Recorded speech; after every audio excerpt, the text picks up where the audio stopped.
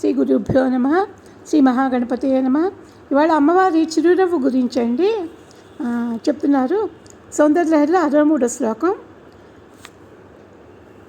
భూమోస్కలితపాదానాం భూమిరేవావలంబనం త్వయి జాతాపరాధానం త్వమేవ శరణం శివే.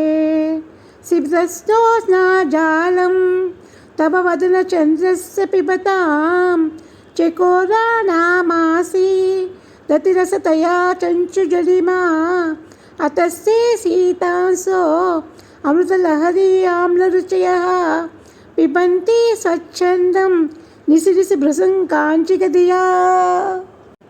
అమ్మా ఓ భగవతి, అతి మధురమైన నీ ముఖచంద్రబింబ మందహాస వెన్నెలను కోలుతున్న చకోర పశువుల నాలుకలు మొద్దుబారాయి. అందువల్ల తమ జింహలు తిరిగి రుచిని పొందుటకే అవి ప్రతి రాత్రి ఇష్టానుసారం చంద్రుడి అమృతపు వెల్లువను అన్నపు గంజి అనే భ్రాంతితో తాగుతున్నాయి అని. ఏంటంటే చకోరాలు వెన్నెలను తాగుతాయి. అమ్మ వెన్నెల నవ్వులు తాగే చకోరాలు అందులో తీపి భరించలేకపోయాయి. అంటే అమ్మ వెన్నెల నవ్వులు చంద్రుని వెన్నెల కన్నా అంత తీయగా ఉన్నాయన్నమాట.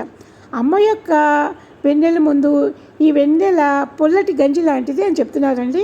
చూడండి భావనకి ఎంత బాగుందోను. అమ్మా, నీ వదనచంద్రుని చిరునవ్వు వెన్నెలను తాగుతున్న చకోర పశువులకు అధిక మాధుర్యం చేత చెంచువులు అంటే ముక్కులు అండి, ఆ పశువుల ముక్కులు అనమాట, రుచి తప్పి మొద్దుబారేయేమో.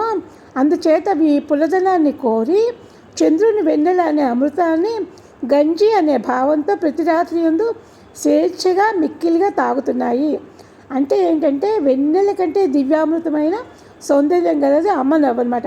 అమ్మ నవ్వును ఒక్కసారి తలుచుకోవాలండి. నెమ్మదిగా మెత్తగా మృదువుగా నవ్వుతారు ఆవిడ. ఆ నవ్వు నవ్వినట్టుగా అసలు మనకి ఎంత ఆనందాన్ని ఇస్తుందంటే అమ్మవారి చిరునవ్వు మందహాసాన్ని మనం ఒక్కసారి భావించాలండి.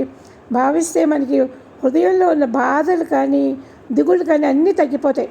ఆ నవ్వుని ఆవిడ పలువరుసని ఆవిడ అదేంటంటే ఆ నవ్వినప్పుడు కూడా కపోలాల్లో వచ్చే మెరుపు అన్నమాట. ఒక బుగ్గల్లో మాకు లాంటి మెరుపు వస్తుంది కదండి నవ్వుతున్నప్పుడు.